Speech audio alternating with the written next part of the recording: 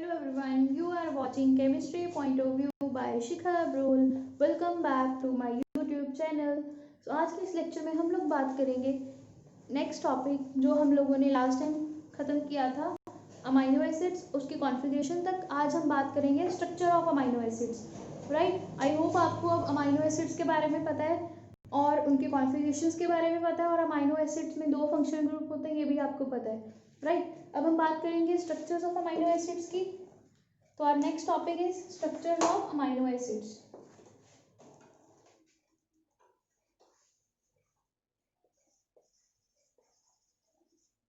Right down structure of proteins, क्योंकि आपको मैंने बताया था स्ट्रक्चर ऑफ प्रोटीन्स या फिर structure of amino acids, because amino acid से ही हमारे पास प्रोटीन्स बनते हैं। Right, so there are, we know that alpha amino acids जो हमारे नेचुरल प्रोटीन्स बनाने में हेल्प करते हैं।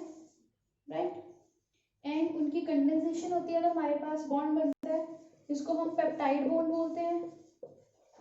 ओके, अगर 2 अमाइनो एसिड्स कंबाइन होंगे, 2 अमाइनो एसिड्स कंबाइन होंगे तो डाइपेप्टाइड बॉन्ड बनता है। अगर 3 अमाइनो एसिड्स कंबाइन होंगे तो उसको हम लिखते हैं ट्राइपेप्टाइड। अगर 4 अमाइनो एसिड्स कंबाइन होंगे और कंडेंसेशन होगी उनकी तो हम लिखेंगे टेट्रापेप्टाइड। और अगर n नंबर ऑफ कंबाइन होंगे तो बहुत ज़्यादा number of amino acids combine होंगे तो पॉलीपेप्टाइड।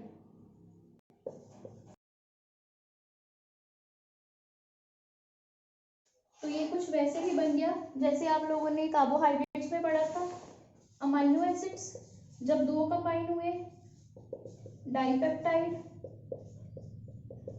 राइट, 3 कंबाइन होंगे तो ट्राइपेप्टाइड, 4 कंबाइन होंगे तो टेट्रापेप्टाइड, और जब 4 से ज़्यादा कंबाइन होंगे तो उनको हम लेंगे ओलिगोपेप्टाइड में, और जब इससे भी ज़्यादा होंगे तो हमारे पास बनेगा पॉलीपेप्टाइड। ये चीज़, राइट, ये है स्ट्रक्चर ऑफ प्रोटीन्स में। फर्स्ट हमारे पास कितने टाइप के अमाइनो एसिड्स जो कंडेंस होते हैं प्रोटीन्स बनाने के लिए, तो ये बेसिकली अमाइनो एसिड्स कंबाइन होते हैं तो प्रोटीन्स बनते हैं। राइट, तो आई होप आपको ये चीज़ समझ में आ गई होगी, कितने अमाइनो एसिड्स कंबाइन होंगे उस पर डिपेंड करेगा हमारे पास कौन से प्रोटीन्स बनेंगे और कैसे प्रोटीन्स बनेंगे। राइट, तो आगे हम बात करेंगे फर्दर कितनी डिवीजन है प्रोटीन्स में। ओके, तो स्ट्रक्चर ऑफ प्रोटीन्स कितने टाइप्स में है ये देखेंगे हम। जो नॉर्मली आप कवर करते हो वो 3 होते हैं, बट वैसे 4 होते हैं प्रोटीन्स के स्ट्रक्चर्स जो आपको हायर लेवल में चाहिए होते हैं।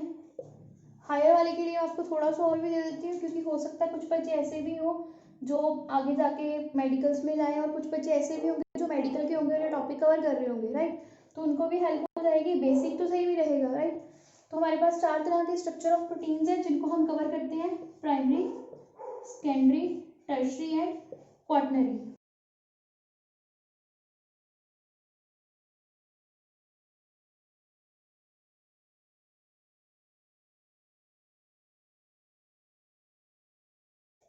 Primary, secondary, tertiary and quaternary. तो ये है 4 टाइप प्रोटीन्स की जिनको हम 1 बाय 1 कवर करेंगे। सबसे पहले मैं स्टार्ट करूंगी प्राइमरी प्रोटीन्स के साथ।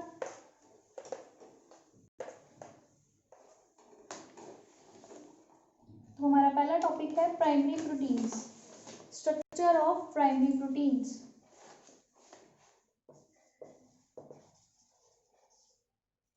और प्राइमरी स्ट्रक्चर ऑफ प्रोटीन्स,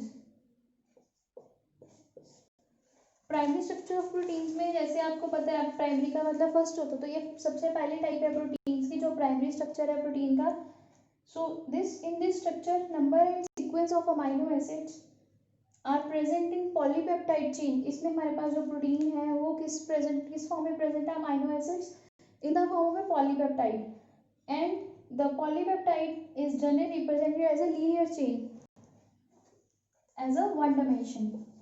तो ये आपके पास ग्रुप है NH2, इसके साथ आपको मैंने कल बताया था CH ग्रुप, और यहाँ पे रहेगा R1, यहाँ पे आ गया C डबल बॉन्ड, और ये आ गई पेप्टाइड चेन। साथ साथ में देखते जाना प्रीवियस के साथ कम्बिनेशन, तो आपको चीज़ें अच्छे से याद रहती हैं। देन फिर सेकेंड कार्बन और ऐसे फिर यहाँ पे R3 एंड सो ऑन। तो ये एंड तक ज्वाइन रहेगा, तो यहाँ पे हम लोग ऐसे भी लिख सकते हैं डैश डैश बॉन्ड, ठीक है। यहाँ पे आएगा OH डबल बॉन्ड O, और ये आ गया एसिड। यहाँ पे बीच में कितने सारे अमाइनो एसिड्स आ सकते हैं, ये यहाँ पे रहेगा जो स्टार्टिंग है, this is N terminal, so it has free amino acid, और यहाँ पे कौन सा है, एसिडिक है, C terminal, so free COH group, मतलब एसिडिक ग्रुप, कार्बोक्सिलिक ग्रुप। ये है प्राइमरी स्ट्रक्चर ऑफ प्रोटीन। तो जितने नंबर ऑफ पेप्टाइड बॉन्ड बनेंगे वो किस पे डिपेंड करेगा, जितने अमाइनो एसिड्स प्रेजेंट है। अगर आपके पास 2 अमाइनो एसिड्स प्रेजेंट है तो उनके बीच में एक बॉन्ड बनेगा, तो N-1 इतने इनके बीच में पेप्टाइड बॉन्ड्स होंगे। नंबर ऑफ पेप्टाइड बॉन्ड्स, अगर हमारे पास 4 अमाइनो एसिड्स कंबाइन हो रहे हैं तो N-1 करेंगे तो 4 - 1 3, तो उन 4 एसिड्स के बीच में 3 बॉन्ड हो गए। ये बिल्कुल सिंपल है। फॉर एग्जांपल अगर आपके पास 3 ब्लॉक्स हैं ये, तो आप इनको कंबाइन करोगे तो एक बॉन्ड यहाँ बनेगा, एक बॉन्ड ये बनेगा, 2 बॉन्ड हुए। क्योंकि N की वैल्यू 3 थी तो पेप्टाइड बॉन्ड हो गए N-1 2। अब मैं कह रही हूँ हमारे पास 4 अमाइनो एसिड्स हैं, तो 4 अमाइनो एसिड्स के बीच में 3 बॉन्ड बनेंगे N-1 4 - 1 3। इस तरह से हम लोग चेक कर लेते हैं कि हमारे पास कितने अमाइनो एसिड्स हैं, या फिर हमारे पास कितने पेप्टाइड बॉन्ड है, इसका मतलब इतने अमाइनो एसिड्स कंबाइंड है, राइट। ये था प्राइमरी स्ट्रक्चर ऑफ प्रोटीन। अब मैं बात करूंगी secondary structure of protein. Primary में सिंपली हमने देखना लीनियर स्ट्रक्चर है और 1 डायमेंशन जो हमारे पास अमाइनो एसिड्स है वो कंबाइन है, राइट। एक एंड है N टर्मिनल, एक एंड पे है C टर्मिनल। सेकेंड टाइप लिखो secondary structure of proteins.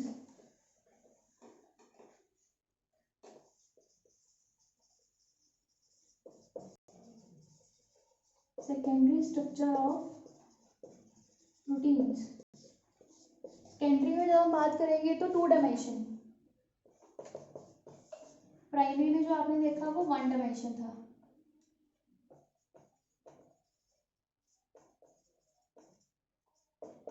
Right. Secondary में हम लोगों ने बात करनी है 2 डायमेंशन। तो यहाँ पे लिखो there are 2 types of secondary structures. इसमें 2 टाइप्स होती हैं फर्दर, एक होती है अल्फा हेलिक्स और एक होती है बीटा प्लेटेड शीट्स।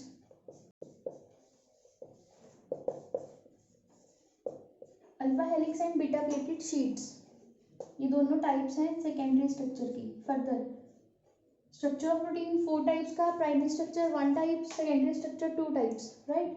अब अल्फा हेलिक्स के बारे में बात करेंगे हम लोग, फिर हम बात करेंगे बीटा हेलिक्स की।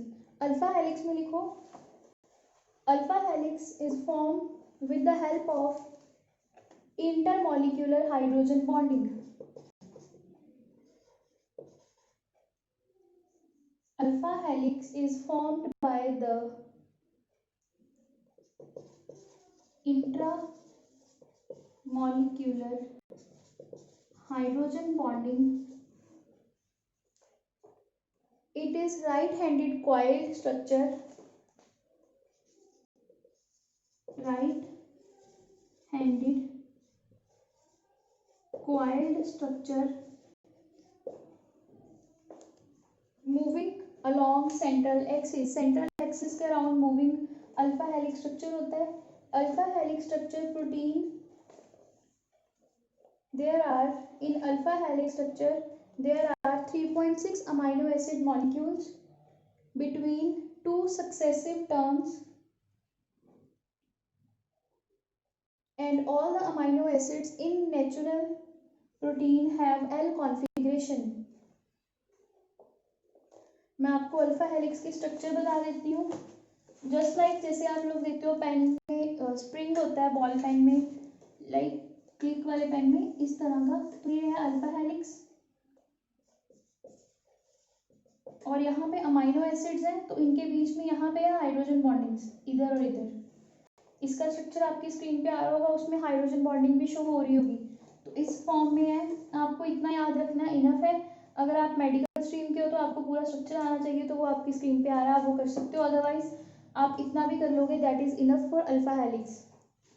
अब हम बात करेंगे बीटा प्लेटेड शीट्स के बारे में।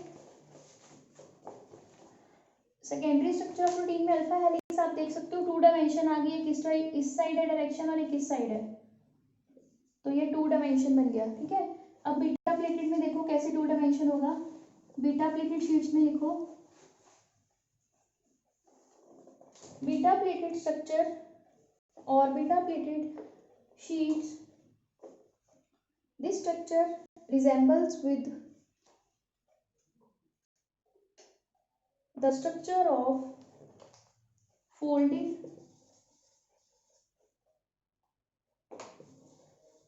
drapery.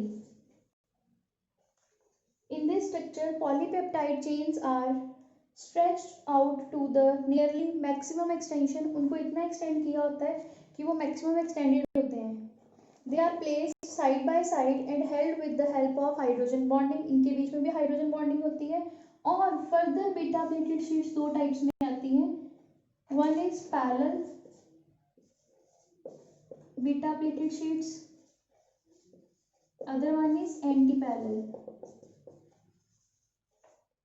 beta plated sheets. So ये चीज याद रखना, बीटा प्लेटेड शीट्स फिर 2 पार्ट्स में डिवाइड होती हैं, पैरेलल एंड एंटी पैरेलल। पहले हम बात कर लेंगे पैरेलल शीट्स की। पैरेलल बीटा प्लेटेड शीट्स में लिखो in this structure N terminal and C-terminal sides of a polypeptide chain lie on same side, and this type is found in keratin protein. और keratin protein कहाँ होता है? Hairs में होता है, right, nails में होता है आपकी। तो पैरेलल बीटा प्लेटेड शीट्स में एन टर्मिनल के नीचे एन टर्मिनल होता है और सी टर्मिनल के नीचे सी टर्मिनल होता है।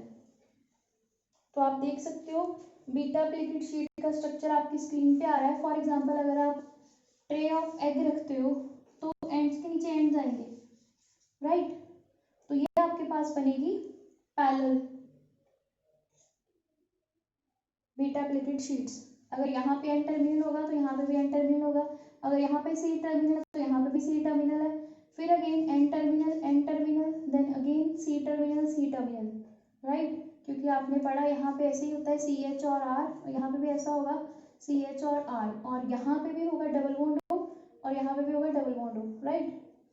तो आप देख सकते हो NH की C डबल बॉन्ड O के साथ जब हमारे पास, आप देख लीजिए स्ट्रक्चर अच्छे से, मैं थोड़ा सा ड्रॉ कर देती हूँ। फॉर एग्जांपल अगर हमारे पास अमाइनो एसिड्स हैं, राइट, हमारे पास ये पैरेलल शीट्स हैं, यहाँ पे हमारे पास पोजीशन है C डबल बॉन्ड O की, और इसके रिस्पेक्टिव यहाँ पे है नाइट्रोजन और हाइड्रोजन, तो ये बन गई हाइड्रोजन बॉन्डिंग। ऐसे ही फर्दर फिर यहाँ पे आएगा ऐसे, और ये एंड यहाँ पे आ जाएगा, तो ये आ गई हाइड्रोजन बॉन्डिंग, ठीक है। तो ये है पैरेलल स्ट्रक्चर। ऐसे बाकी सारे आप बीच में मॉलिक्यूल्स साइन कर लेना, यहाँ पे H, यहाँ पे R रहेगा, अगेन यहाँ पे आपके पास H रहेगा और यहाँ पे R रहेगा, जो आपके स्क्रीन पे स्ट्रक्चर आ रहा है। पैरेलल शीट्स में हम देखेंगे N terminal and C terminal जो है वो साइड्स ऑफ पॉलीपेप्टाइड चेन होंगे और वो सेम साइड पे लाई करेंगे, तो उनके बीच में पेयरिंग होगी और हमारे पास हाइड्रोजन बॉन्डिंग बनेगी, जिससे हम लोग देखेंगे beta pleated sheets parallel, right. अगर मैं बात करूँ एंटी पैरेलल शीट्स की, तो एंटी पैरेलल शीट्स में क्या होता है, जो नाइट्रोजन टर्मिनल है और जो कार्बन टर्मिनल है वो ऑपोजिटली लाई करते हैं, and it is found in the silk, right. और यहाँ पे आपके पास जो शेप आएगी कुछ इस तरह से आएगी, ऑपोजिट, ये चीज, यहाँ पे हाइड्रोजन बॉन्डिंग, देन यहाँ पे हाइड्रोजन बॉन्डिंग्स, यहाँ पे हाइड्रोजन बॉन्डिंग्स, तो ये आएगी beta pleated structure of folded. तो पैरेलल में नीचे आ रहा है और एंटी पैरेलल में ऑपोजिट जाएगा, right.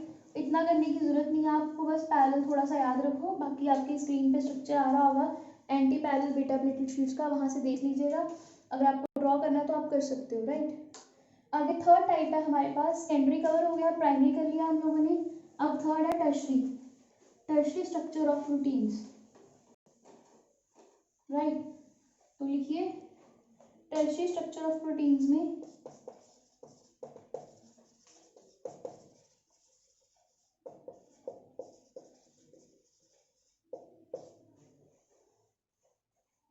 it gives a three-dimension view and it exists in a three dimension in which folding and bending of secondary structure is also considered.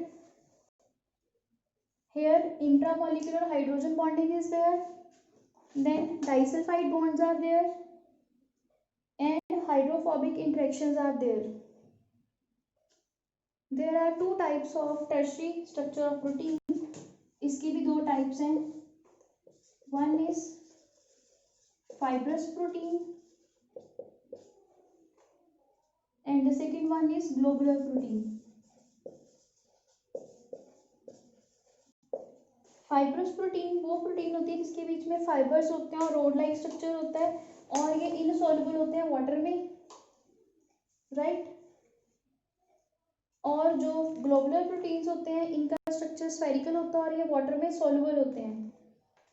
For example insulin, globular का part है insulin, मतलब insulin is a type of globular protein. और fibrous की बात करें तो यहाँ पे जो प्रोटीन्स आते हैं, कैरेटिन, वूल में जो प्रोटीन होता है, सिल्क में होता है कैरेटिन, और मायोसिन, ये सारे जो मसल प्रोटीन्स हैं ये फाइब्रस प्रोटीन्स हैं।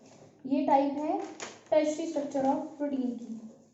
क्वाटनरी में हमारे पास क्या होता है, 4 टाइप्स होती हैं, मतलब 4 कंबाइन होते हैं। जहाँ पे दो चेन्स कंबाइन होगी सेकेंडरी की तो वो क्वाटनरी बनेगा, राइट। इसके बारे में ज़्यादा जरूरत नहीं आपको करने की। मेन आपको 4 चीज़ें याद रखनी है प्रोटीन्स की, primary, secondary, tertiary and quaternary, right. उसका मैं व्यू दे रही हूँ यहाँ पे।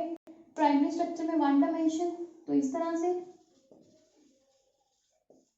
Primary structure 1D, right, linear chain. 2 dimension में like this secondary structure, right. और टर्शरी में बात करें तो हमारे पास प्रोटीन्स इस तरह से रहते हैं 3 डायमेंशन में, टर्शरी स्ट्रक्चर 3D 2D। और अगर मैं बात करूँ क्वाटनरी की तो हमारे पास जो चेन्स होती हैं, एक ये चेन चल रही है और एक ये चेन चल रही है, तो ये आ गया क्वाटनरी स्ट्रक्चर, राइट। इसमें हमारे पास कॉम्प्लेक्स प्रोटीन्स होते हैं, दो से ज़्यादा पॉलीपेप्टाइड चेन्स कंबाइन होती हैं और सब यूनिट्स बनाती हैं। तो 3 डायमेंशनल अरेंजमेंट होता है यूनिट्स का और इसे इनको हम बोलते हैं क्वाटनरी स्ट्रक्चर, राइट। हीमोग्लोबिन आपका क्वाटनरी स्ट्रक्चर ऑफ प्रोटीन्स में आता है। इसके बाद हमारा एक लास्ट टॉपिक है प्रोटीन्स का, फिर हमारा ये लेक्चर ओवर और प्रोटीन का सेक्शन भी ओवर। लास्ट टॉपिक है डीनेचुरेशन ऑफ प्रोटीन्स। बहुत ज़्यादा इंपॉर्टेंट टॉपिक है, रिपीटेडली पेपर्स में आता ही आता है, हर बार आता है किसी न किसी फॉर्म में, और किसी भी बोर्ड एग्जाम में ऐसा नहीं होता कि ये क्वेश्चन नहीं आता। डीनेचुरेशन ऑफ प्रोटीन्स बहुत ही ज़्यादा इंपॉर्टेंट क्वेश्चन है, ये लिख लीजिएगा। डीनेचुरेशन ऑफ प्रोटीन्स में क्या होता है, प्रोटीन्स के स्ट्रक्चर का खराब होना। प्रोटीन्स को जब हम हाई टेम्परेचर दे देते हैं तो उसकी जो सेटिंग है वो खराब हो जाती है, उसकी फोर्सेस ब्रेक हो जाती हैं और उसकी स्ट्रक्चर जो है वो खराब हो जाती है, उसको हम बोलते हैं denaturation of protein, right. Denaturation of protein means protein without biological activities. अगर उसकी स्ट्रक्चर खराब हो जाएगी तो उसकी एक्टिविटीज खत्म हो जाएंगी, right. Denaturation does not change the primary structure of protein. Structure of protein में डीनेचुरेशन से चेंजेस नहीं आते, बट सेकेंडरी और टर्शरी में जो प्रोटीन के स्ट्रक्चर है वो डिस्ट्रॉय हो जाते हैं। और denaturation of protein can be reversible और इरिवर्सिबल, लाइक जब आप एग को बॉईल करते हो, ठीक है, तो इरिवर्सिबल डीनेचुरेशन ऑफ एल्ब्यूमिन जो प्रेजेंट होती है एग में वो हो जाती है और फिर उसको आप रिवर्स नहीं कर सकते, राइट। तो आप एग को बॉईल करते हो, it is also a denaturation of protein, but वो हमारे लिए यूजफुल है, हम उसको फिर बॉइल्ड एग को खा सकते हैं। और उसमें जो प्रोटीन होता है दैट इज़, मैंने आपको अभी बताया, एल्ब्यूमिन, वो चेंज हो जाता है और आपके खाने में हेल्प हो जाती है, आप उस चीज़ को खा सकते हो, आपकी बॉडी के लिए वो अच्छा है। दैट प्रोटीन इज एल्ब्यूमिन, ठीक है। तो इसकी डीनेचुरेशन होती है और ये हमारे लिए फिर जो वाइट एग आता है बॉइल्ड पोर्शन उसमें प्रेजेंट होता है, राइट। और डीनेचुरेशन जो प्रोसेस है, water soluble globular protein coagulate हो जाते हैं, उससे भी खराब हो जाती हैं। वेयर एज जो फाइब्रस प्रोटीन है वो कन्वर्ट हो जाते हैं अपने ग्लोबुलर में, और ग्लोबुलर फाइब्रस में कन्वर्ट हो सकते हैं, तो उनकी जो बायोलॉजिकल एक्टिविटीज़ है वो खत्म हो जाती हैं, राइट। तो डीनेचुरेशन बेसिकली होती क्या है, if proteins are subjected to physical and chemical change, then the action of heat and other reactants changes the physical properties of protein as well as their biological activities, then that process is known as a denaturation of proteins. और अगर आप denaturation को reverse करते हो तो that will be known as a renaturation.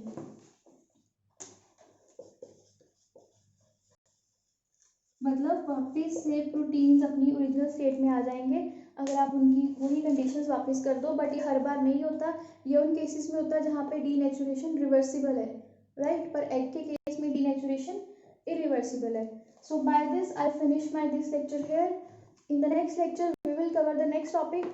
Till then revise this lecture, cover the structure of proteins and the denaturation of proteins, and also try to draw these structures.